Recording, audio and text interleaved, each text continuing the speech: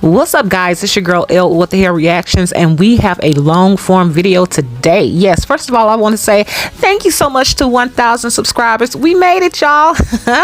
So this is only the beginning, so please expect some channel updates coming your way.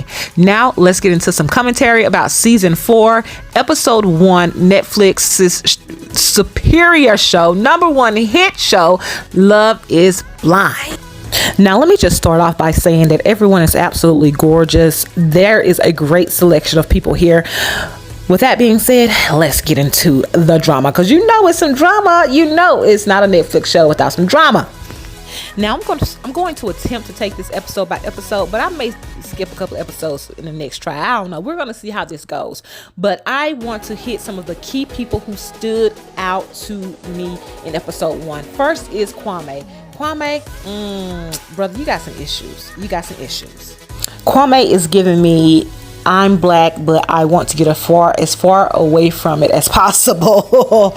Like, dude even said that he wanted to come in and call himself a whole different name. Alex, I believe, is the name that he chose for himself, that he thought about changing his name to, just so that people would not, quote unquote, put him in a box while he was trying to put himself in a box. I thought that was very interesting.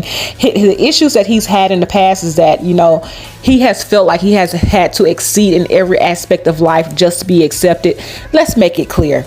You felt like you had to exceed in every aspect of your life just so you can be accepted by white people. Okay, let's just put it like that. Just so you can be accepted by white people. And you know, when they hear your name, they know you black as hell.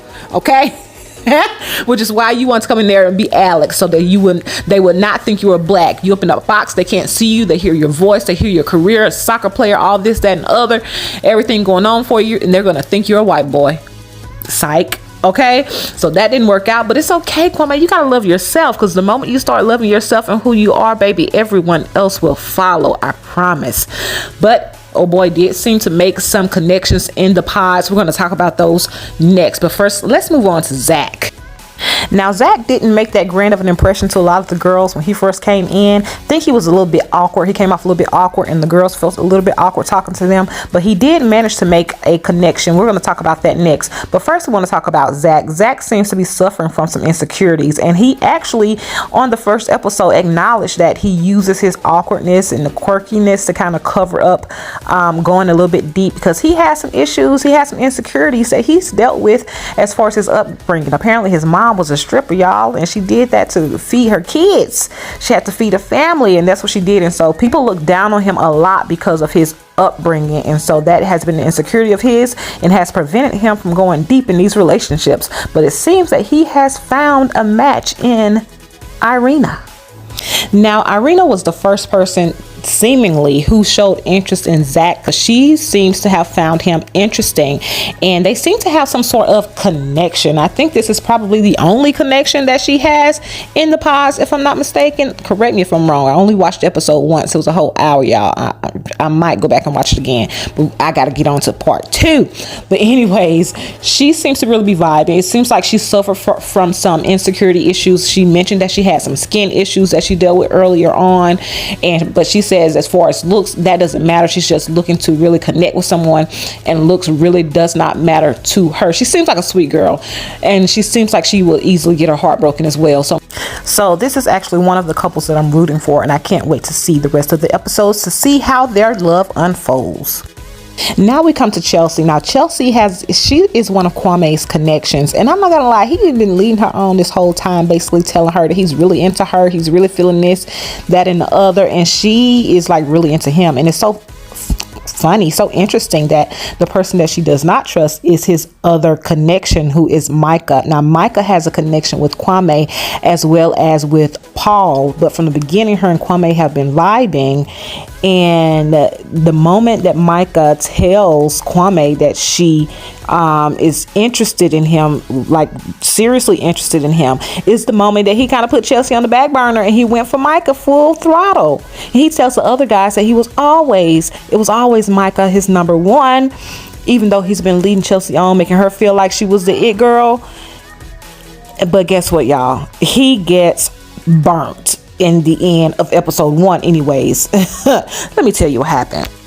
Baby, Paul overheard Kwame telling the people how he's going full throttle for Micah. As a matter of fact, he even told Micah in the pods that he was ready to propose right now. But Micah backed down, was like, I want to see this process through. That should have given Kwame a sign right there. The girl wasn't really feeling him all that much. But anyways, back to Paul. So Paul overheard it, and he was like, you know what? I got to go ahead and make my move on Micah, because I need to let her know that I really want her. And to be honest, Paul comes off as a little a-hole. You know, he got a little a-hole vibes, little elf boy vibes going on. So I think that because someone else was so interested into one of his connections, he just had to go and prove himself and kind of be the top dog. Let me pull her and let me be the top dog of the house. That's just my personal opinion. So he and Micah go and they have a conversation, and they decide that they're going to choose each other in the pods. They agreed to go and tell their other connections that they are no longer on the table, that they have signed, sealed, and delivered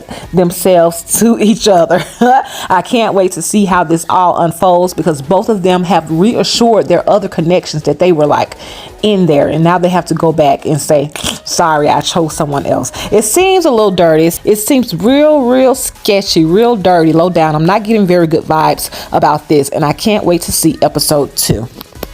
Now, the very last couple I want to talk about tonight is Brett and Tiffany. Baby, they seem to be having it going on. I'm like, this is a perfect little match right here. Now, she did admit that he is not the type of person that she would normally date outside of the pods. He talked about how he does not have a college degree, but he hustled his way to the top, and he just had a bit of a struggle growing up, but they really seemed to connect in the pods. They had a lot in common. They were even matching without even seeing each other. I'm like, this is a match made in heaven. Until the end of the episode, y'all, and he was pouring his heart out, about to tell her that he loves her, and y'all, she fell asleep mid-conversation. Now, I don't know, as a viewer, I do not know how long they were up in those pods, but girl, how you gonna fall asleep on that man pouring his heart out to you? Oh, he was hurt. He was seriously hurt in that moment. He was done. But I think these two are going to come back together. Hopefully they are. I think they are each other's top, if not only connection. And they seem to have it going on really well. So hopefully the guys talk Brett into giving Tiffany another chance. All right, guys. So there were some other people there that were very interesting, like Jacqueline and Bliss. But I think we're going to get more into those relationships and those couples in episode number 2. So stick around. Let me know your thoughts on the first episode. Who do you think is going to make it to the end? Have you already seen it? Don't put no spoilers down in the comments. Your girl is about to go catch up right now. Don't forget to like, share, comment, and subscribe. Peace.